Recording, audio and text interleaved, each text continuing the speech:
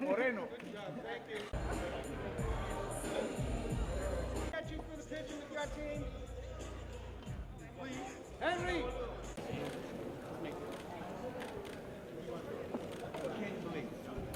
You're the man.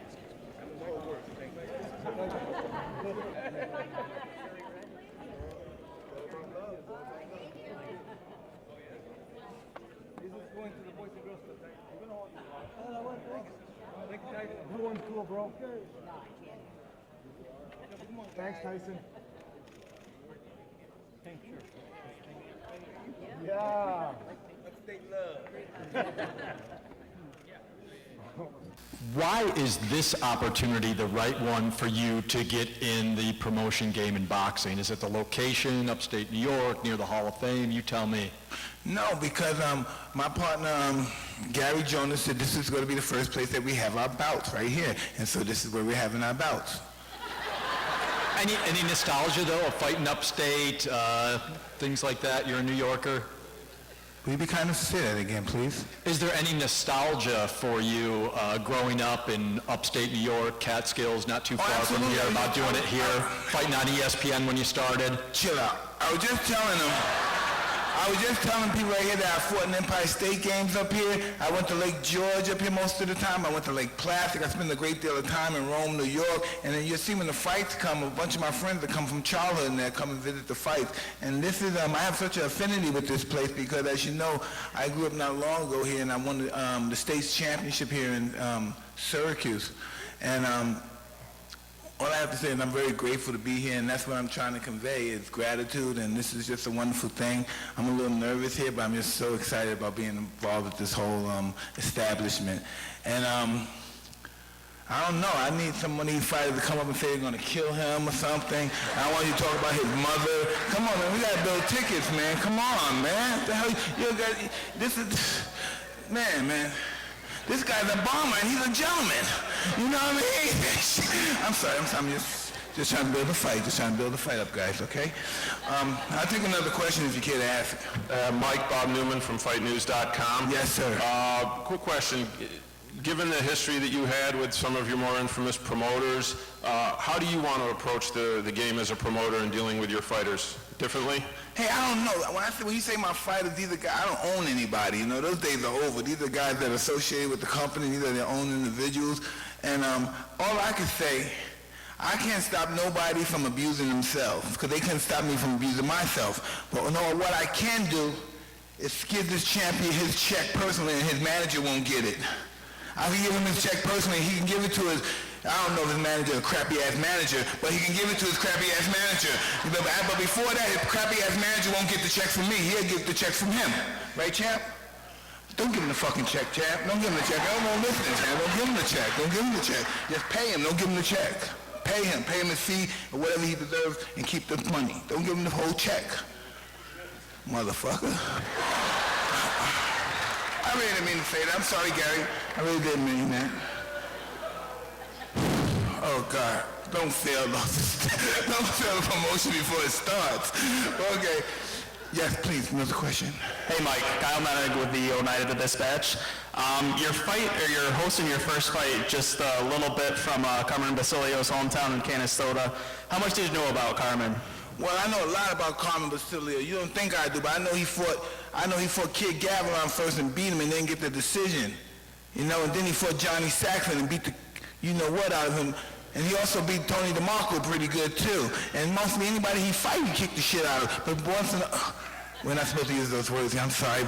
But anyway, Carmen Basilio, by all means, is one of the toughest and greatest gamest fighters in the history of the world. And to prove that his fights with Sugar Ray Robinson, forgive me, was legendary. They'll always be remembered as long as we're writing about boxing. Okay, Mike, and what do you... And he's a goddamn onion farmer, too, okay? Yes, he was. Mike, what impact do you think MMA has had on the boxing world?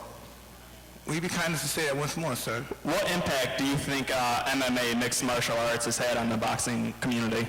Oh, man, it overshadowed boxing so much because boxing's been so predictable. And it has a lot to do with the officials in boxing when they give those horrible decisions like this guy right here, he got robbed. So I didn't see the fight, but I'm sure he got robbed. If anybody else said he got robbed, the champ said he got robbed. But These bad decisions that they've been given is turning people away from boxing. It's so overt to see that these guys are so, what's the word again? Illegal. So of course people don't want to be involved with that. And then again, they won't even fight each other for another 2 years after the fight. So it's really, people want to see action. You want to see the two best fighters in the world fight, and they don't want to see the guys fighting the same guys. They want to see guys fight everybody individually in the world. Some promoters hold their guys and say, we're going to only fight each other. And these guys say, no, but I want to fight everybody. We all fight everybody. We get in the tournament, and the best fighter is the best fighter. Isn't that what we want?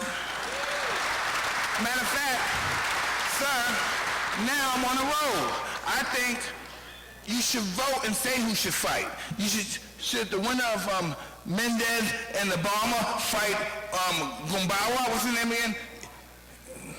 You come on, the Cuban guy. Gamboa, all right, I'm sorry, okay? But anyway, do you think the winner of this fight should fight Gamboa? You tell me. Y'all guys should be able to put in a text and let us know who you want to fight. Because that's the best way. The crowd, the fans should tell us who they want to fight, right? Who do y'all want to fight? Well, text it. Just watch the program, okay? Watch the goddamn show. When the television said text on the show. Yes, sir. Luke to be a WIBX. Does being around the boxing atmosphere again make you want to get back into the ring at all? Well, I never ever want to get in the ring again, okay? I almost got killed, but anyway, I just enjoy being around these guys. I understand what these guys are going through. I know what they're going through psychologically, emotionally. I know how they feel. I know how their barometer feels. I know how sometimes they're frightened, but we want people to respect us. We want the people to know that we have something to offer as well in the world. And I know that we want to be known, and we want to take our part in the world too, and be recognized, and our preeminence to be known. And I know it's because these are shy guys. Most boxers are shy guys, and they would never say that. But that's just what we want. We want to be known. We want people to know that we're worthy of something as well, because most of us come from really shitty places, you know? I'm not saying, I don't know about these guys, but me, I came from a shitty place with shitty parents, right? And I want people to know that that's not who I am. What my parents give me is not who I want. I'm who I am now. I have better living skills than my parents have, more tools. So I'm not what my family were. I'm what I decided to be.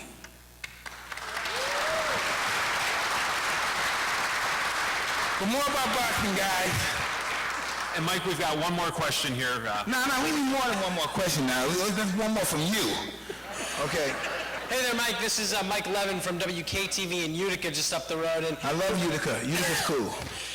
Mike, you're one of the biggest names in boxing history, and how important is it to you to lend your name to help the sport, you know, in this way, to be a promoter and really give back to the sport?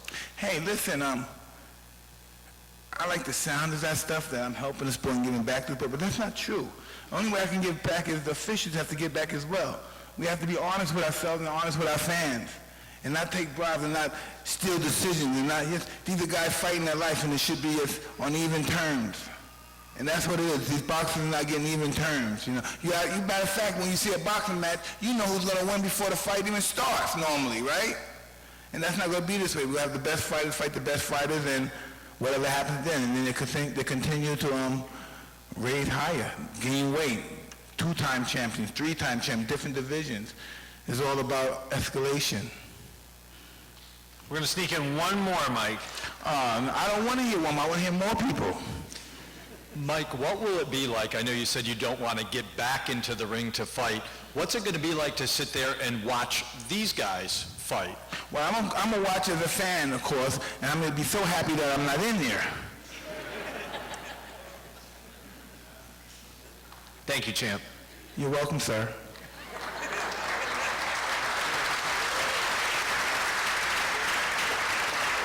Oh, forgive me, Mr. Alexander.